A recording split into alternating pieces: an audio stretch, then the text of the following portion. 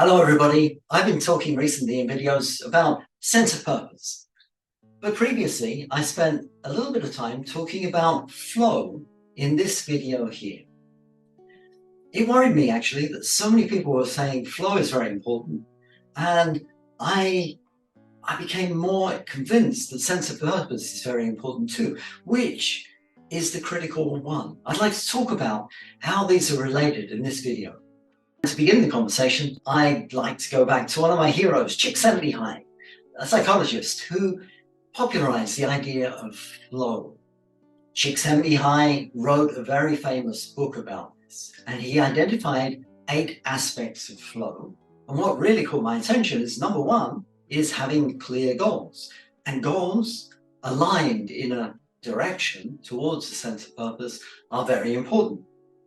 So there's a relationship between flow and sense of purpose. What other criteria did Csikszentmihalyi use to identify a flow state? First of all, to get into a state of flow, you need feedback, preferably immediate feedback, to know if you're doing a good job. Secondly, the challenge has to meet your capacity. If the challenge is too high, you fail, and that's toxic. If it's too low, then it's boring. You have to pitch it, so it just about challenges you. Flow requires deep concentration. You've got to focus. Flow requires presence. You can't be thinking about other things at a different time. You've got to be in the moment, worried about what you're doing. Autonomy is very important. You've got to be your own boss, making your own schedule to get where you think you need to go next. You don't need anyone breathing over your shoulder telling you do this or do that. Once in a state of flow, your time perception changes. People forget the clock rolling by. They don't worry about it. They don't get hungry. They're concentrated on what they're doing. They're non-distracted. That leads to a sense of egolessness, autotelic behavior, where you're doing what you're doing just because you enjoy doing it. For no long-term goal, you're really just wrapped up in where you are. Flow states induce a lot of good characteristics in your brain. The sense of self disappears. Effectively, you become a less selfish person. You shut down parts of your brain and just use the parts that are most important for what you're concentrating on. And flow leads to overexpression of a lot of neurochemicals, and some of them, make you feel good. Endorphins, dopamines, oxytocin. And so it's no wonder that people say flow correlates with happiness. There are different types of flow. Everybody has experienced individual flow, basically the 8 criteria that I just described. But flow is not just about work. Flow impacts your personal life. If you go home and you're with your family, you're talking to them, really focused on what they're saying, you're interacting well, that's group flow. I used to love to play soccer, and my role was run up the right-hand side, put the ball across, and stop their attacker on the left-hand side getting too close to our goal. I knew what my role was in the team. I used to play with people, many of whom, most of them actually, were much better than me, but being a part of this unified sense of purpose was important. Flow definitely has a lot of good effects on the way you approach a problem.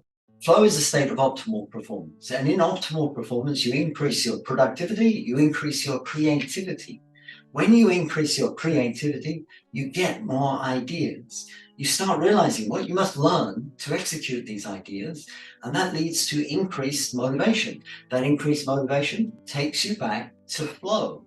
You get in states of flow to optimize your performance, and that leads you to become more creative, and the whole thing is a beautiful cycle. It's said that people can be 2 times more productive in a state of flow and 5 times more creative. It really has a big effect, and that's exactly what I found.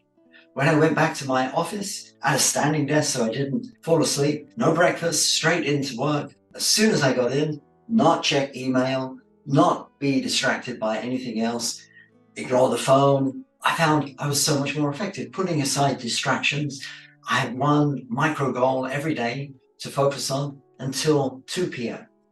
With practice, you get tired later. I think I could work for longer now if I wanted to and still maintain that deep concentration on a good day when I don't get distracted by anything. And then at 2 p.m. I had lunch. I did the less mentally demanding jobs. It was transformative for me. It helped my research, it helped my teaching, and it still is. Csikszentmihalyi knew all these things, and he made a very controversial statement in his book. He said, at the end of your life, you look back and the amount of time you spent in a state of flow correlates with your happiness. Do I agree with this? Was Csikszentmihalyi right? If Csikszentmihalyi was wrong, what does happiness really correlate with? Please, I'd love to hear from you. If you have any strong opinions, put them in the comments below. What do you think happiness correlates with? I think Csikszentmihalyi was not quite right. And I'll give you a clue about why I think so, but I'll carry on with this explanation in the next video. I'd like to hear from you first.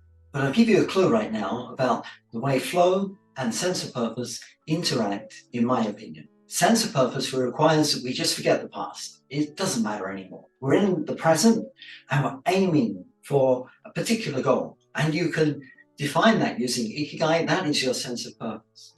That's the overall goal. But to get there, you probably have to dance along stepping stones to achieve micro goals. You might even distill those down a little bit to one goal every day towards your sense of purpose. And how do you reach that goal every day? You go into a state of flow. Flow is magical for achieving something every day that takes you closer towards your sense of purpose. If you don't get into a state of flow, it's more of a struggle. But in a state of flow, you progress. And as you hop and achieve one goal after another, then you reach milestones, achievements, which may be entirely personal, nobody else knows about it, or they may be outward. People notice things and give you feedback. Feedback, remember, was another feature of flow. So you hop between these goals, trying to get near to this elusive sense of purpose that you'll never reach, but that's your ultimate goal. And you're using flow in each step.